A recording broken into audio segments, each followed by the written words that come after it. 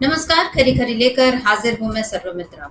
आतंकवाद के खिलाफ लड़ाई को लेकर भारत अब पूरी तरह से तैयार दिख रहा है। प्रधानमंत्री मोदी लगातार उच्च स्तरीय बैठकें कर रहे हैं और इस बीच राष्ट्रीय सुरक्षा सलाहकार बोर्ड का पुनर्गठन भी कर लिया गया है। मैं अपने दर्शकों को बता देती हूँ, एक ट्वीट अभी थोड़ी देर पहले ही आया है जिसमें बताया गया है कि पूर्व रॉ प्रमुख आलोक जोशी जो हैं वो राष्ट्रीय सुरक्षा सलाहकार बोर्ड के नए वो अध्यक्ष बने हैं और इसके अलावा उनके अलावा पूर्व पश्चिमी air commander air marshal PM Sinha, पूर्व दक्षिणी सेना कमांडर लेफ्टिनेंट जनरल एके सिंह और रियर एडमिरल मोंटी खन्ना सैन्य सेवाओं से सेवानिवृत्त अधिकारी हैं जो इस बोर्ड में हैं। इनके अलावा राजीव रंजन वर्मा और मनमोहन सिंह भारतीय पुलिस सेवा यानी आईपीएस हैं, ये दोनों और रिटायर्ड आईपीएस हैं। और उनके अलावा 7 सदस्यीय बोर्ड में बी वेंकटेश वर्मा जो हैं वो सेवानिवृत्त आईएफएस हैं यानी जो फॉरेन सर्विस के हैं। तो ये सरकार का एक बड़ा फैसला है कि राष्ट्रीय सुरक्षा सलाहकार बोर्ड का पुनर्गठन किया गया है। इसके अलावा मैंने जैसा पहले कहा कि प्रधानमंत्री मोदी इस समय लगातार उच्च स्तरीय बैठकें कर रहे हैं और इस बीच संसद का विशेष सत्र बुलाने की जो मांग रही है कांग्रेस की, उसके अलावा सीपीआई की, सपा की, उसमें अब इकरा हसन जो है सपा सांसद, उन्होंने भी प्रधानमंत्री मोदी को चिट्ठी लिखी और कहा है कि एक बैठक बुलानी चाहिए। और इन सब पर अब केंद्रीय मंत्री अर्जुन राम मेघवाल उन्होंने ये कहा है कि हमें इस संबंध में कई पत्र मिले हैं और विपक्षी दलों की मांग पर सीसीपीए यानी कैबिनेट कमेटी ऑन पार्लियामेंट्री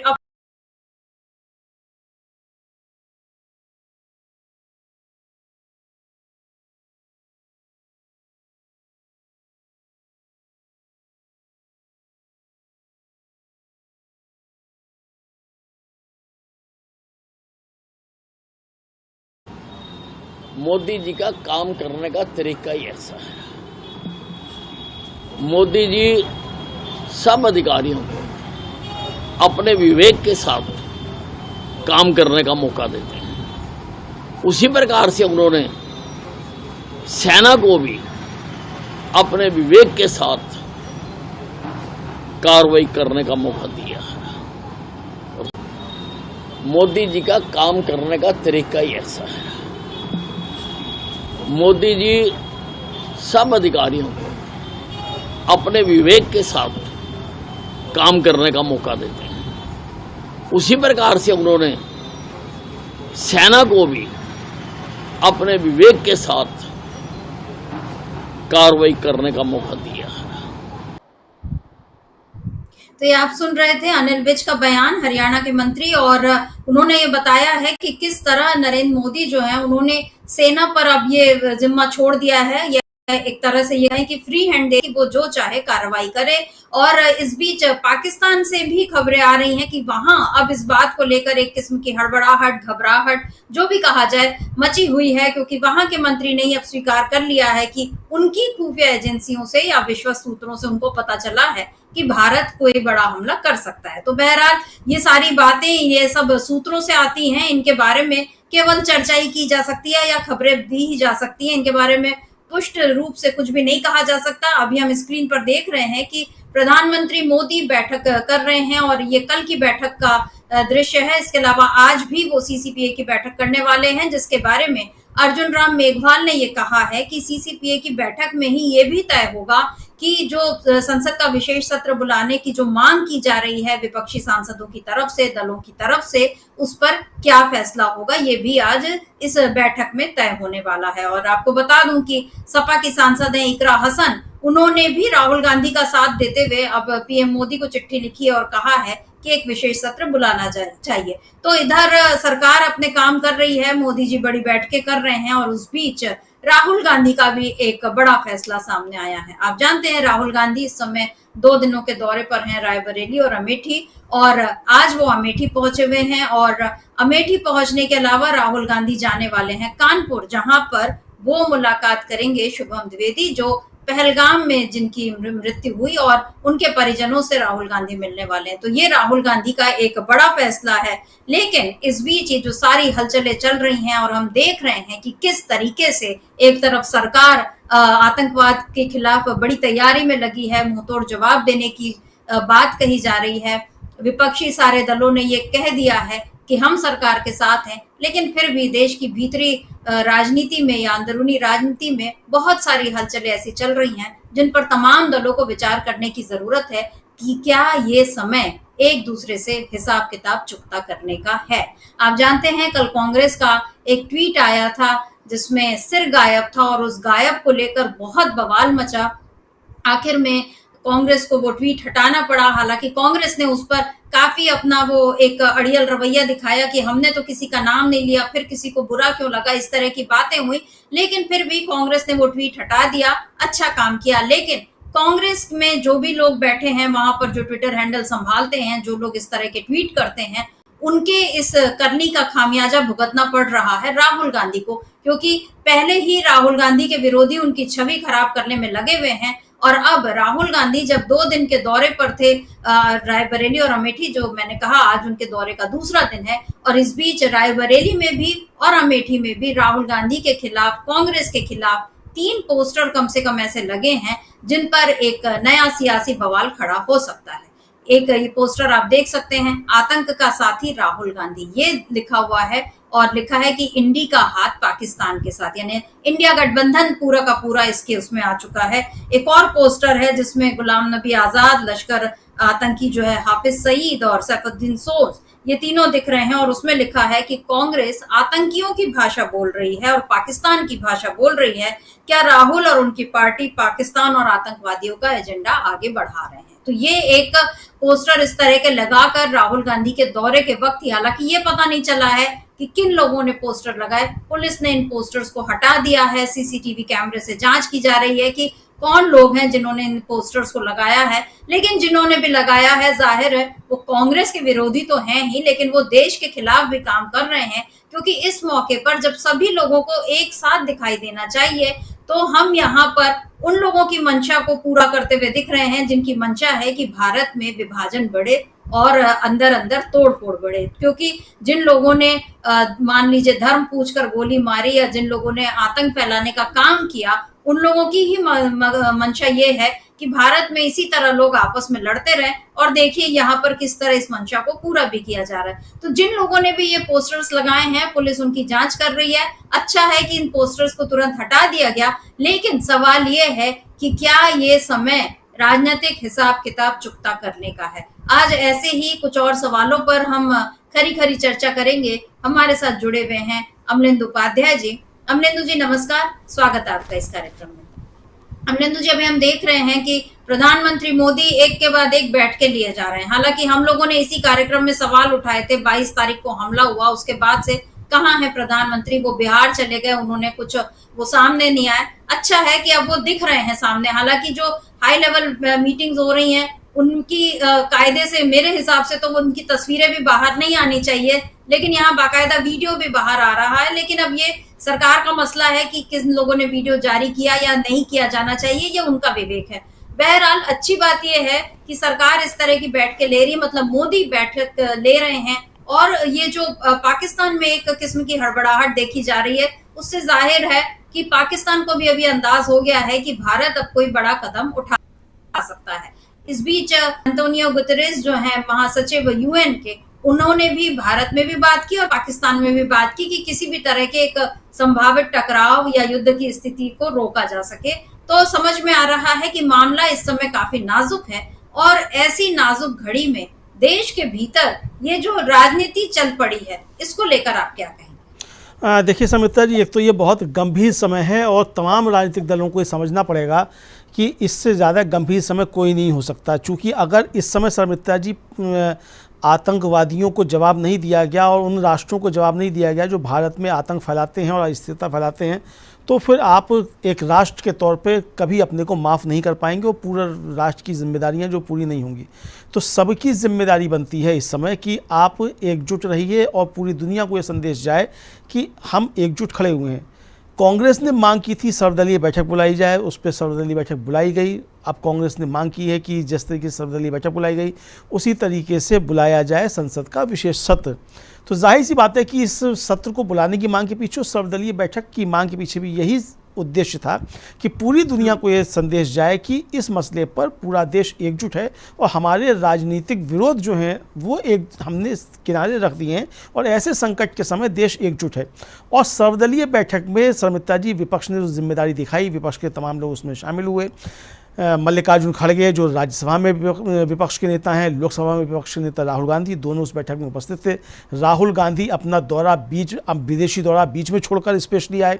आते ही सबसे पहले CWC की बैठक में गए, उसमें प्रस्ताव पारित हुआ कि सरकार को इसका समर्थन दिया जाएगा और उस बैठक में जाया जाएगा। सर्वदलीय बैठक में गए सब, और उसके बाद दोनों नेताओं ने बाहर आकर कहा कि हम सरकार के साथ खड़े हैं, सरकार को जो भी कदम उठाना है कदम उठाए, विपक्ष जो है उनके साथ खड़ा हुआ है।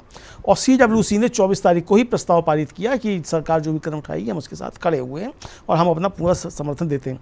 जब विपक्ष की तरफ से शर्मिष्ठा जी इस तरीके का सहयोग मिला सरकार को और प्रधानमंत्री उस सर्वदलीय बैठक में नहीं पहुंचे, तो जाहिर सी बात है कि एक देश के अंदर उसकी राजनीतिक आलोचना हुई और वो होनी चाहिए थी, उसमें कोई दिक्कत नहीं है। लेकिन पूरी दुनिया को जो संदेश देना था वो विपक्ष की तरफ से संदेश दिया गया कि इस मसले पर विपक्ष एकजुट है।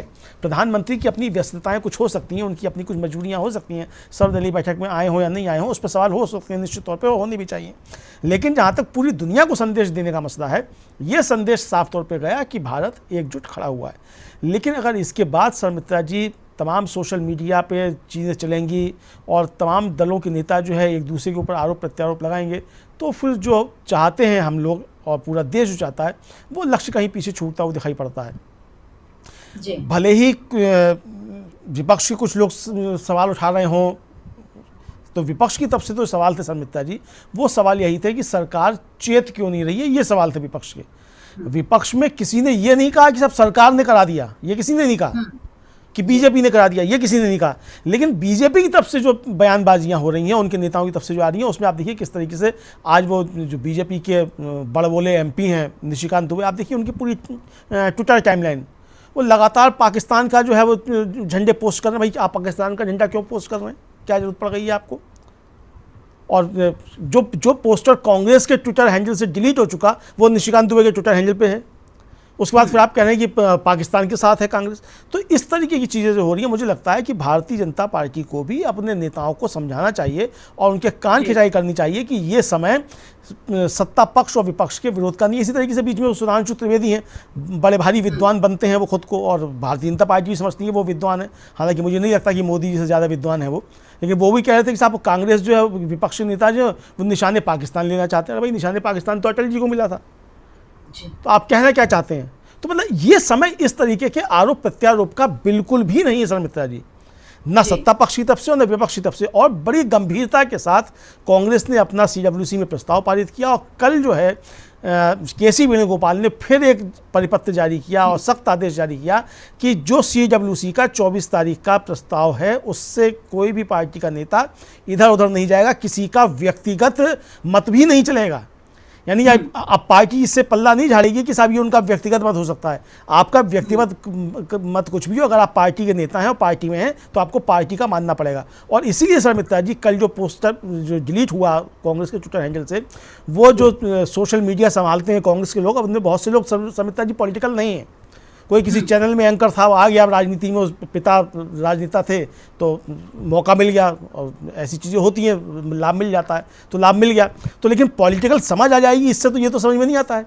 अब राहुल गांधी ने और कांग्रेस ने जो माहौल बनाया था और जो पहल की थी उन्होंने, उस पर तो कूड़ा कबाड़ा कर दिया बिल्कुल।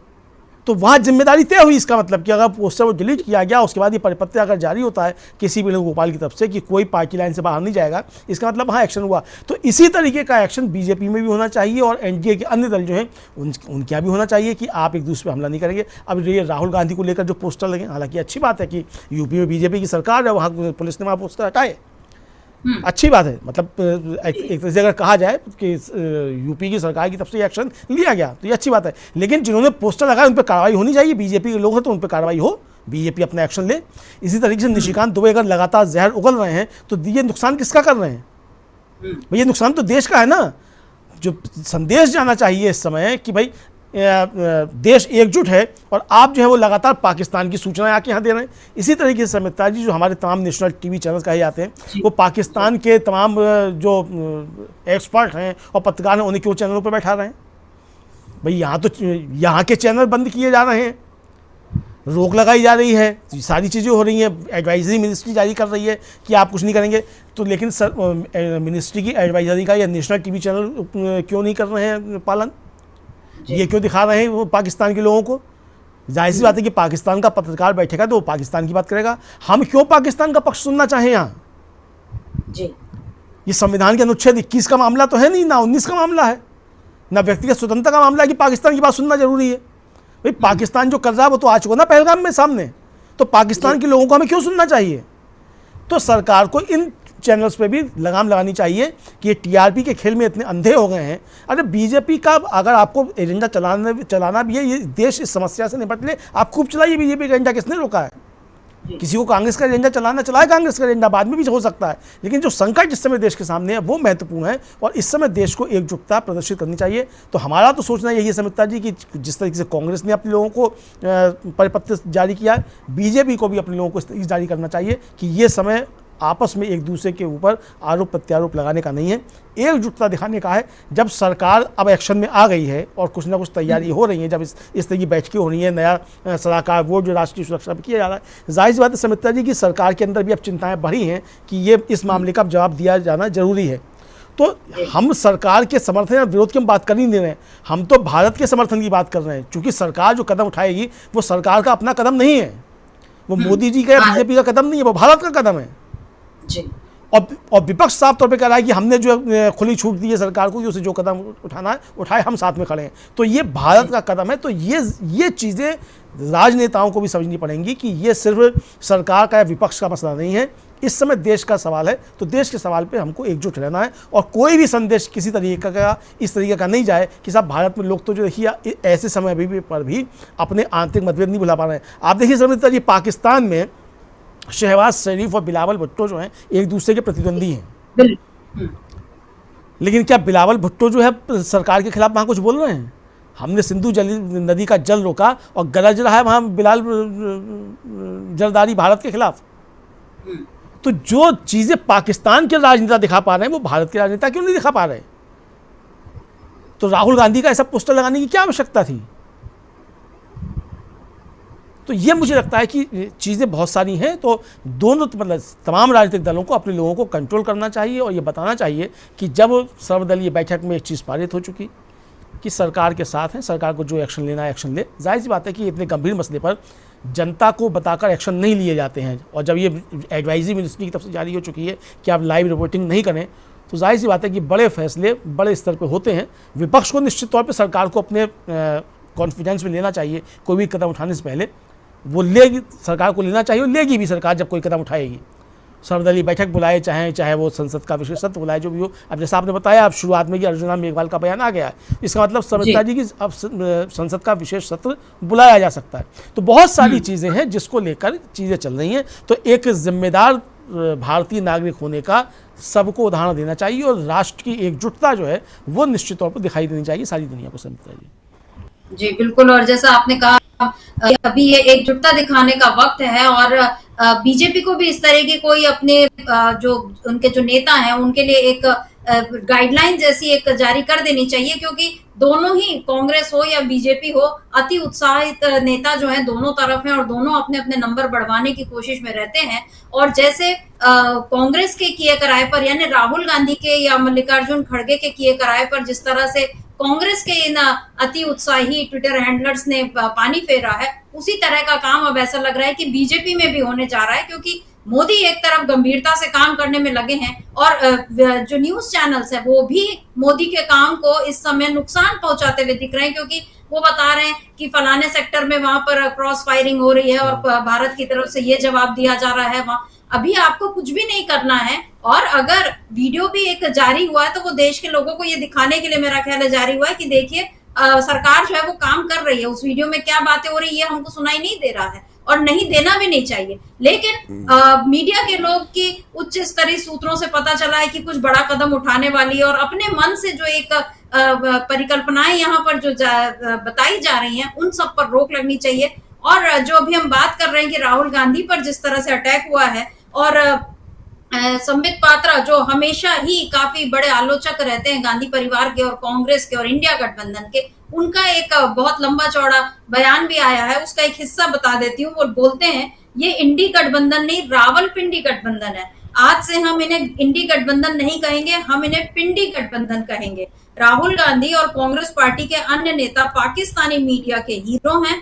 मुझे लगता है कि वो दिन दूर नहीं जब इस पिंडी गठबंधन के लोग पाकिस्तान में चुनाव लड़ेंगे। ये इस किस्म की राजनीति अमलेंदु जी हो रही है। और संबित पात्रा, क्या उनको अभी इस समय जरूरत है जो वो ऐसे बयान दे? अगर आपको कांग्रेस का कोई काम या उसका ट्वीट, जो हमने भी कहा कि वो पोस्टर गलत है, और अगर आपको ठीक नहीं लगा आप उसका जवाब दे देते कि भाई ये गलत है, सभ्यता से भी शालीनता से भी जवाब दिया जा सकता है। ये जो इस तरह के बयान हैं, या यहाँ पर कांग्रेस को इस तरह से देश का दुश्मन बताना, पाकिस्तान के साथ खड़ा हुआ बताना, क्या ये अपने ही, मतलब ऐसा नहीं है कि हमेशा से देश में बीजेपी का राज रहा है या कांग्रेस का इस देश में जीरो योगदान रहा है, कुछ किया ही नहीं कांग्रेस ने।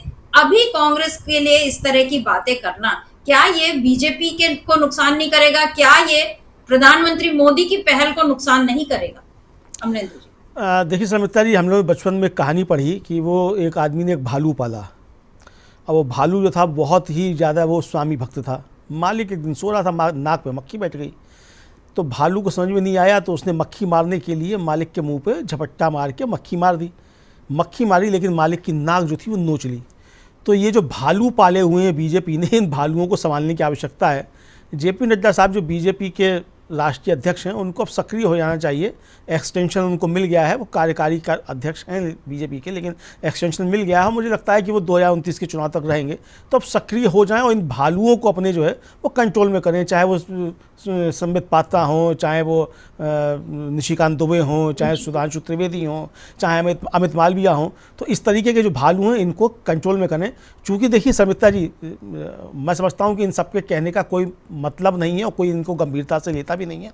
चाहे सुधांशु त्रिवेदी हों, चाहे अमित मालवीय हों, चाहे निशिकांत दुबे हों, चाहे संबित पात्रा हों, ये सब भालू हैं, इनको कोई दूसरे लोग गंभीरता से नहीं लेते हैं। लेकिन जनता पे एक बुरा असर पड़ता है। विदेशी ताकतें जो हैं उनके ऊपर एक ये होता है कि देखिए देश के अंदर क्या चल रहा है यहाँ, ये तो इस समय भी एकजुट नहीं है।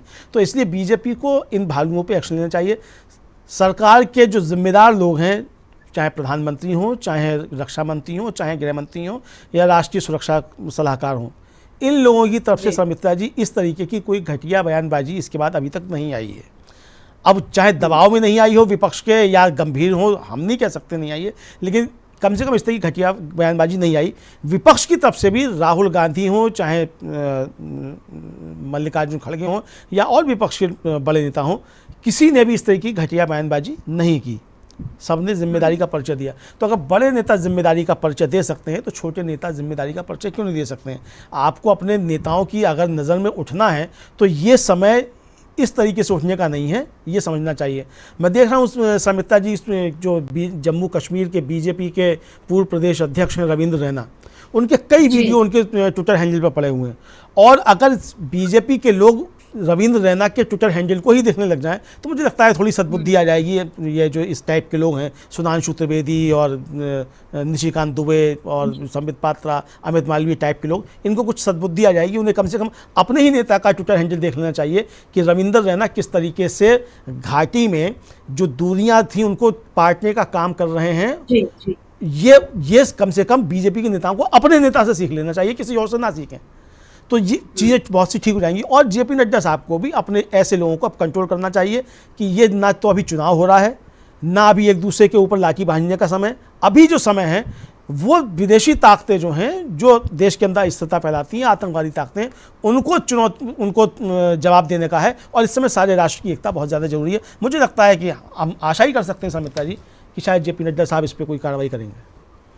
जी बिल्कुल। इस समय बीजेपी को दो मोर्चों पर सक्रिय होने की जरूरत है। एक तो क्योंकि देश में सरकार उसकी है और वही संभाल रही है सब कुछ, तो इस समय उसे ये भी बताना है कि देश सुरक्षित हाथों में है, और दूसरी तरफ उसको ये भी बताना है कि इस समय वो एक सस्ती राजनीति से बचेगी और अपने नेताओं को इस तरह की सलाह देगी। और कल जो अभी हम 2-3 दिनों से अमलेंदु जी जिस पर हम चर्चा कर रहे थे कि भारत को इस समय कूटनीतिक तौर पर भी अपना एक पहल करनी चाहिए, तो उस दिशा में भी काम होता हुआ दिख रहा है। अब विदेश मंत्रालय ने पाकिस्तान, अफगानिस्तान और ईरान के जो प्रभारी हैं, संयुक्त सचिव एम आनंद प्रकाश, उनको काबुल भेजा था और वो काबुल पहुंचते उसके पहले ही तालिबान शासित अफगानिस्तान ने, वहां का जो विदेश मंत्रालय है, उसने भी पहलगाम आतंकी हमले की निंदा की। और जो प्रवक्ता है तालिबान के अब्दुल कहर बल्खी, उन्होंने कहा है कि अफगानिस्तान के इस्लामिक अमीरात का विदेश पहलगाम क्षेत्र में पर्यटकों पर हाल ही में हुए हमले की कड़ी निंदा करता है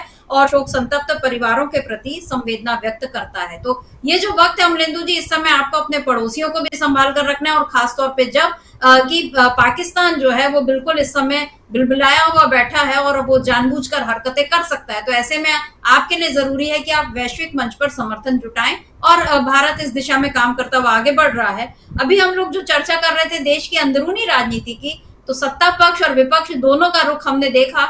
इस बीच है मायावती, जो पता ही नहीं चलता कि वो सत्ता पक्ष के साथ हैं कि वो विपक्ष के साथ है, लेकिन उनके जो आज 2 ट्वीट आए, सिलसिलेवार ट्वीट करती हैं वो हमेशा, उनके जो 2 ट्वीट हैं उसमें किस तरह विपक्ष को नसीहत दी गई है, देखते हैं। पहला ट्वीट है, मायावती लिखती हैं, पहलगाम आतंकी हमले को लेकर सभी पार्टियों को एकजुट होकर सरकार के हर कदम के साथ खड़े होना चाहिए, न कि इसकी आड़ में पोस्टरबाजी व बयानबाजी आदि के जरिए घिनौनी राजनीति की जानी चाहिए, क्योंकि इससे लोगों में कंफ्यूजन पैदा हो रहा है जो देश हित में ठीक नहीं है। आगे वो लिखती हैं, साथ ही इस प्रकरण में भारतीय संविधान के निर्माता परम पूज्य बाबा साहेब डॉक्टर भीमराव अंबेडकर का भी अपमान कतई न किया जाए। खासकर सपा व कांग्रेस को इस बात का विशेष ध्यान रखना चाहिए, वरना बीएसपी इनके विरुद्ध सड़कों पर भी उतर सकती है। अमलेंदु जी, मायावती के इस ट्वीट की व्याख्या आप किस तरह से कर सकते हैं, क्योंकि अभी समझ में नहीं आ रहा उनको, शायद उनको भी अभी मौका लग रहा है कि वो अपनी प्रासंगिकता यहाँ पर बता सकती हैं, सपा और कांग्रेस को नए सिरे से वो उनकी आलोचना कर सकती, बीजेपी के साथ फिर से अपनी प्रतिबद्धता दिखा सकती हैं। कैसे आप इस ट्वीट की व्याख्या करेंगे? देखिए सुमित्रा जी, बहन जी जो हैं बड़ी राजनेता हैं, और जब भी वो कुछ बोलती हैं तो बहुत नाप तोल कर बोलती हैं और समीकरण देखकर बोलती हैं। तो ये समीकरण बोल के देखने की कला है जो उन्होंने ट्वीट किया है। इस समय इस कला की कोई आवश्यकता है नहीं। आपको ना कांग्रेस को कोई नसीहत देने की आवश्यकता है और ना बीजेपी को कोई नसीहत देने की आवश्यकता है, सपा को नसीहत देने की आवश्यकता है। नसीहत आपको खुद की लेने की आवश्यकता है। अगर आप इस समय कुछ चाहती हैं तो नसीहत खुद को दे लेती बहन जी, वो ज़्यादा बेहतर था। और सीधी सीधी बात कहती हैं कि देश जो है वो एकजुट खड़ा हुआ है। इस समय इस नसीहत का कोई मतलब नहीं है। कोई चुनाव नहीं होने जा रहा है। यूपी में चुनाव 2027 में अभी बहुत दूर है, और उससे पहले क्या परिस्थितियां बनेंगी वो तब देखा जाएगा। तो बहन जी के अभी इन ट्वीट्स का और इन सब नसीहतों का कोई मतलब है नहीं। तो गंभीरता का परिचय देना चाहिए जैसी वो गंभीर हैं। इन दोनों ट्वीट्स में उनकी वो गंभीरता दिखाई नहीं पड़ती है। वो सिर्फ एक बैलेंसिंग जो है कि वो बीजेपी और कांग्रेस मतलब बैलेंस करने की। भाई आपसे किसी ने पूछा ही नहीं कि आप जो है बैलेंस कीजिए या नहीं कीजिए। आपको कुछ कहना ही है तो सीधे सीधे कहिए कि देश जो है उस साथ खड़ा हुआ है और हम भी खड़े हुए हैं। अगर आपको अपनी बात कहनी है इतनी, तो यहाँ ना बीजेपी को नसीहत की कोई आवश्यकता है, ना कांग्रेस को कोई नसीहत की आवश्यकता है। आपको अपना पक्ष जो है वो स्पष्ट करने की आवश्यकता है, तो आप अपना पक्ष स्पष्ट कीजिए। मुझे लगता है कि ये इस समय कोई मौजूद ट्वीट नहीं था, और ये सिर्फ एक चुनावी समीकरण को देखते हुए। सवाल यही है समिता जी, हम लोग शुरू से चर्चा कर रहे हैं इस समय, कि ये चुनावी समीकरणों के हिसाब से बात करने का समय है ही नहीं। और चुनावी समीकरणों के हिसाब से अगर बात होगी तो वही होगा, कांग्रेस अपने पोस्टर जारी करेगी, बीजेपी अपने पोस्टर जारी करेगी, सपा अपने पोस्टर जारी करेगी। आज मैं देख रहा हूँ कि साहब बीजेपी के लोग जो हैं वो लखनऊ में अखिलेश यादव के खिलाफ प्रदर्शन कर रहे हैं कि साहब उन्होंने कोई पोस्टर छपवा दिया, उसमें बाबा साहब का फोटो छोटा था, अखिलेश यादव का फोटो बड़ा था। तो अब ये बीजेपी से भी सवाल बनता है कि क्या ये समय ये प्रदर्शन करने का है? अगर आप एक जिम्मेदार राजनीतिक दल हैं तो आपको समझना चाहिए ये समय किस तरीके का है। तो बहुत सारी चीज़ें हैं तो इसको लेकर, और राहुल गांधी के तो समिता जी जो पोस्टर लगे हैं वो बहुत खतरनाक, मतलब एक तरीके कहा जाए, और ये तब लगे हैं जबकि सबको मालूम है कि राहुल गांधी अमेठी से अपना दौरा ख़त्म करके कानपुर जाएंगे। जो शुभम द्विवेदी जिनके जो हताहत हुए वहाँ जम्मू पहलगाम में, उनके परिजनों से मिलने के लिए जाएंगे। और राहुल गांधी जम्मू कश्मीर जाने वाले पहले राजनेता थे जो इधर से गए दिल्ली से। इसके बावजूद अगर इस तरह की चीज़ें होती हैं और संबित पात्रा और निशिकांत दुबे इसी तरीके से जहर उगलते रहते हैं, तो निश्चित तौर पे बीजेपी को अपने अंदर भी झांकने की आवश्यकता है समिता जी। जी, बिल्कुल। और राहुल गांधी के लिए जिस तरह से पोस्टर लगे और वो भी उनके अपने निर्वाचन क्षेत्र में, तो उससे समझ में आता है कि राहुल गांधी की जो वहां पर एक बड़ी जीत दर्ज हुई या बीजेपी को वहां पर जो हार मिली थी उसका दर्द, लोकसभा में जो हार मिली है बीजेपी को वहां पर, उसका दर्द अभी तक कहीं ना कहीं बीजेपी के मन में है और वो इस समय पर निकला है, हालांकि गलत है। और अभी आपने बताया अखिलेश यादव के खिलाफ जिस तरह से प्रदर्शन हुए, अमेठी जब अभी पहुंचे राहुल गांधी, कुछ देर पहले की बात है, तो वहां भी बीजेपी कार्यकर्ताओं ने प्रदर्शन किए, धक्का मुक्की हुई पुलिस के साथ, ये सारी चीजें हुई। और राहुल गांधी का शुभम द्विवेदी के घर जाना, अमलेंदु जी, ये चीज कितना बड़ा संदेश देगी, क्योंकि योगी तो गए वहां पर, मुख्यमंत्री थे वो पहुंच गए और शुभम द्विवेदी के घर वो गए थे, लेकिन आप याद कीजिए तो मोदी जो है उन्होंने कानपुर का दौरा रद्द किया था कि अभी हम इस समय वहां नहीं जाएंगे क्योंकि वहां पर एक वैसे ही माहौल है और हमारे जाने से और चीजें जो है मतलब स्थितियां उसको संभालना मुश्किल होगा, ये हवाला दिया गया था। मोदी इसीलिए नहीं गए थे, हालांकि वो बिहार गए थे, 4 तारीख को वो फिर बिहार जाने वाले। लेकिन राहुल गांधी का इस समय जो कानपुर जाना, शुभम द्विवेदी के घर जाना, ये कितना बड़ा संदेश दे जाएगा। और ये एक अलग बात है, राहुल गांधी ने कल जो कार्यकर्ताओं को रायबरेली में संबोधित किया तो उन्होंने ये कहा, आपका काम चुनाव लड़ने का है, आपका काम पार्टी को जिताने का है। अगर आप नहीं कर पा रहे हैं तो या तो आप शादी के घोड़े हैं या लंगड़े घोड़े, जो भी है खड़े हो जाइए और एक साथ आ जाइए। तो ये अभी इस चर्चा से अलग हटकर ये बयान मैं बता रही हूँ, लेकिन राहुल गांधी के इस बयान को आप किस तरह से देखते हैं? देखिए संबिता जी, राहुल गांधी का ये बयान अपना उनका अंदरूनी चीज़ है अपने कार्यकर्ताओं के लिए, और वो कार्यकर्ताओं को जगाना चाह रहे हैं। और एक तरह से कहा जाए कि वो जीत की भूख जो है वो कार्यकर्ताओं में पैदा करना चाहते हैं, क्योंकि एक तो लंबे समय से 89 से ही जो है कांग्रेस उत्तर प्रदेश में सत्ता से बाहर है, और अभी भी जो सफलता मिली है तो उसमें समाजवादी पार्टी और कांग्रेस के गठबंधन को सफलता मिली है। तो यानी गठबंधन का दौर है, ये भी राहुल गांधी समझ रहे हैं, लेकिन बता रहे हैं अपने कार्यकर्ताओं को कि आपको एक जिम्मेदारी के साथ आगे बढ़ना चाहिए और मतलब जीत की भूख जो है वो पैदा करनी चाहिए। और लोकसभा चुनाव में जो सफलता मिली, जाहिर सी बात है कि राहुल गांधी का उसमें बहुत बड़ा योगदान है, क्योंकि मुद्दा उन्होंने जो तैयार किया उससे बीजेपी को परेशानी हुई और बीजेपी को उससे ज़्यादा नुकसान हुआ। तो ये राहुल गांधी ने अपने लोगों को सचेत किया है। लेकिन इधर संबिता जी, जो हम लोग चर्चा कर रहे हैं इसमें भी एक बात बड़ी बात हुई है, जयराम रमेश ने भी थोड़ी देर पहले एक ट्वीट किया है और इन सारी घटनाओं का जिक्र करते हुए जो चल रहा है उसको लेकर उन्होंने कहा है कि यह एकता और एकजुटता का समय, जो हम लोग बात कर रहे थे समिता, वही बात जो उन्होंने जयराम रमेश ने कही है कि ये एकता और एकजुटता का समय है और जिम्मेदारी से इस समय काम लेना चाहिए इसको। यह वह समय है जब हमें सामूहिक संकल्प के साथ पाकिस्तान को ऐसा सबक सिखाना है जिसे वे कभी ना भूल पाए। ये मतलब एक लंबा चौड़ा ट्वीट है, हम अपनी टीम से कहेंगे अगर उनके पास हो तो वो दिखा भी सकते हैं उसको। तो ये जो जिस तरीके से अब बातें हो रही हैं, राहुल गांधी अपने कार्यकर्ताओं को जगा रहे हैं चुनाव के लिए, लेकिन राहुल गांधी साथ साथ ये भी कह रहे हैं कि हम सरकार के साथ इस मसले पर खड़े हुए हैं। मल्लिकार्जुन खड़गे भी ये बात कर रहे हैं और प्रधानमंत्री के सर्वदलीय बैठक में आने की जो बात की जा रही थी उसके पीछे भी मंशा ये थी कि प्रधानमंत्री अगर बैठक में होते तो एक अच्छा संदेश पूरी दुनिया को जाता है कि प्रधानमंत्री नेतृत्व कर रहे हैं, पूरा विपक्ष साथ में खड़ा हुआ है। वो कमी रह गई और उसकी वजह से संसद का विशेष सत्र बुलाना अब जरूरी हो गया, और जो कि मांग अब विपक्ष लगातार कर रहा है समिता जी। तो ये बहुत सारी चीज़ें हो रही हैं और जिस तरीके से राजनीतिक दलों द्वारा एक दूसरे पर टीका टिप्पणी की जा रही है, ये उसका समय बिल्कुल भी नहीं है।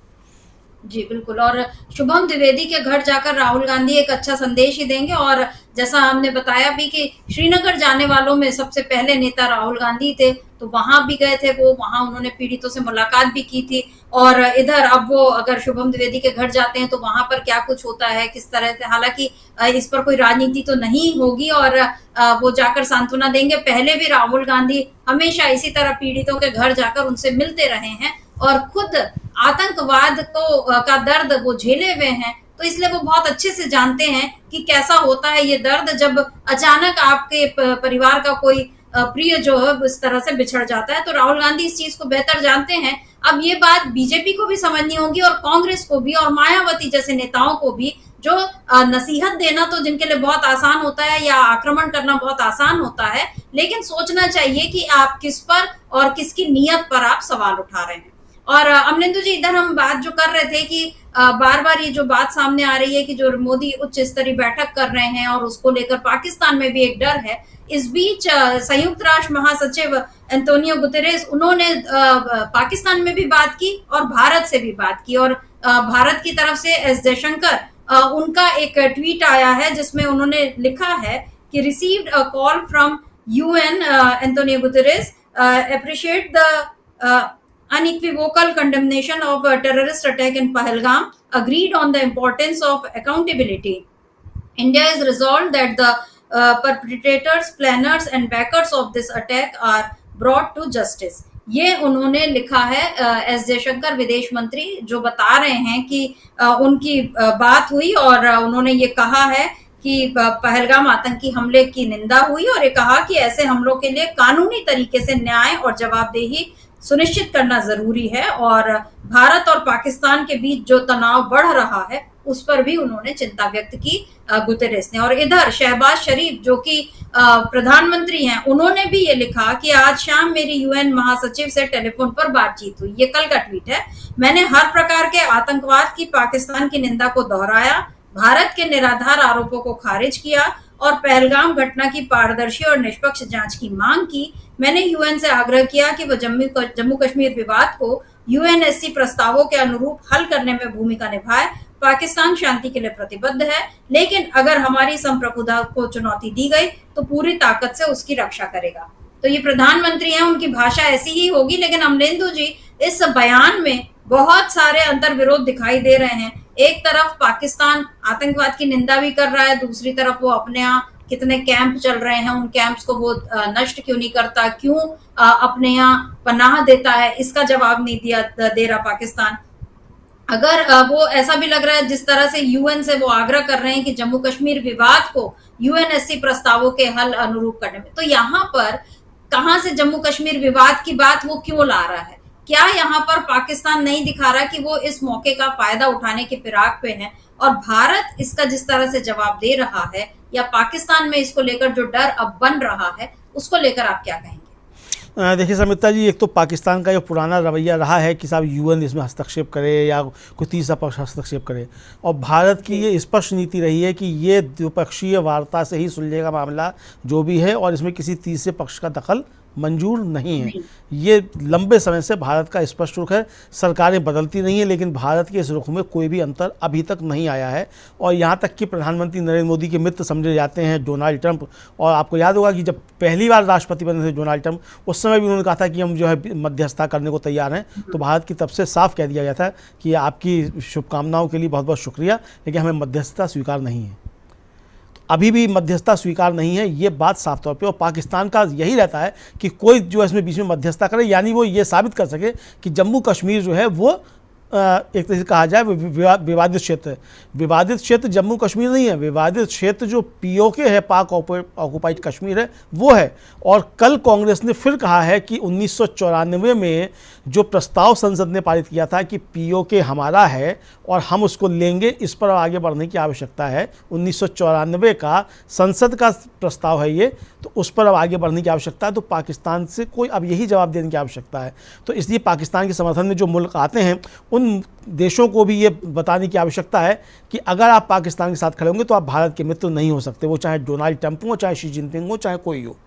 अगर आप पाकिस्तान के साथ ऐसे मसले पर खड़े हैं इस समय और पाकिस्तान को आर्थिक मदद दे रहे हैं, इसका मतलब आप भारत के निर्दोष नागरिकों की जान लेने के लिए आप पाकिस्तान को पैसा दे रहे हैं। ये साफ तौर पे संदेश भारत की तरफ से इन मुल्कों को भी दिया जाना जरूरी है, क्योंकि ये हमारी अस्मिता का सवाल है भारत की, ये हमारी एकता का और अखंडता का सवाल है। राष्ट्र के ऊपर हमला है, ये किन्हीं खास पर्यटकों के ऊपर हमला नहीं, ये पूरे भारत के ऊपर हमला है और हम इसको इसी तरीके से लेंगे। ये जवाब दिए जाने की सख्त आवश्यकता, मुझे लगता है ये जवाब दिया भी जा रहा है समिता जी। और अब यूएन प्रमुख अगर यहाँ बात कर रहे हैं और देश भी यहाँ बात कर रहे हैं, तो जाहिर सी बात है कि सबको ये समझ में आना चाहिए और सरकार की तरफ से भी इन देशों को स्पष्ट कर दिया जाना चाहिए कि पाकिस्तान के साथ आपके अपने संबंध हैं, कुछ भी रखिए, जाहिर सी बात है दुनिया बहुत बड़ी है और दो देशों के साथ संबंध हो सकते हैं, लेकिन अगर आप पाकिस्तान को आर्थिक मदद देते हैं और पाकिस्तान को अगर आप हथियार देते हैं, तो इसका मतलब आप भारत के निर्दोष नागरिकों की हत्या के लिए आप पैसा और हथियार दे रहे हैं। ये आपको समझना पड़ेगा। फिर हमारे रिश्ते भी आपके साथ उस तरीके से होंगे और ये आपको तय करना है कि अगर आप व्यापारी भी हैं, अगर अमेरिका व्यापारी भी है और चीन अगर व्यापारी भी है, तो ये आपको तय करना है कि आपका व्यापार पाकिस्तान से ज़्यादा चलेगा कि भारत के साथ ज़्यादा चलेगा। तो ये सब आपको समझनी होंगी और ये कूटनीति के स्तर पे समझाई जा सकती है। समिता जी, मुझे लगता है कि इस पर शायद काम शुरू हो गया है। जी बिल्कुल। और इस पर काम शुरू हो रहा है या हो चुका है, ऐसा लग भी रहा है, क्योंकि लगातार सरकार की तरफ से इस समय काम हो रहा है और अच्छी बात है, विपक्ष ने इसमें सरकार को पूरा साथ दिया है। लेकिन जो चीजें देश के अंदरूनी राजनीति में हो रही हैं और जो हमने पहले कहा, जो हिसाब किताब बराबर किया जा रहा है, वो गलत है, उस पर रोक लगनी चाहिए। और उसके अलावा रोक उन खबरों पर भी या उन घटनाओं पर भी लगनी चाहिए जिसमें बार बार पाकिस्तान को टारगेट करने के बहाने देश के मुसलमानों को टारगेट किया जा रहा है या उनकी देशभक्ति पर सवाल उठाए जा रहे हैं। ये जो है, इस चीज को अगर रोक नहीं लगाई गई तो इसमें भी देश का ही नुकसान होगा। ये बात उन सभी अति उत्साही या तथाकथित देश प्रेमियों को समझ में आनी चाहिए जो पाकिस्तान से बदला लेते लेते अपने ही देश को नुकसान पहुंचाने में लगे हुए हैं। बहरहाल अब देखते हैं कि आज की बैठक में मोदी और क्या फैसले लेते हैं या क्या कुछ होता है, क्योंकि पाकिस्तान ने जिस तरह से ये कह दिया है, वहां के सूचना प्रसारण मंत्री हैं तराड़, उन्होंने ये जो कहा है कि अगले 36 घंटों में, 36 से 48 घंटों में हमला कर सकता है भारत, उससे समझ में आ रहा है कि पाकिस्तान अब एक नैरेटिव बनाने में लगा है या उसको डर लग रहा है और वो भारत को एक आक्रमणकारी देश के तौर पर उसकी छवि बनाने में लगा है। लेकिन भारत जानता है कि उसको क्या करना है, विपक्ष जानता है कि उसको क्या करना है, लेकिन उसके साथ साथ बहुत समझदारी से भी अब कदम उठाने का वक्त है, यही अब हम कहेंगे। तो अमलेंदु जी, आज की इस चर्चा को यहीं रोकते हैं। आपका बहुत बहुत शुक्रिया, और शुक्रिया आप तमाम दर्शकों का जो आप हमारे साथ जुड़े और आपने आज की चर्चा को ध्यान से सुना। आगे भी आप बने रहिए डीबी लाइव के साथ और देखते रहिए हमारे सभी कार्यक्रम। नमस्कार।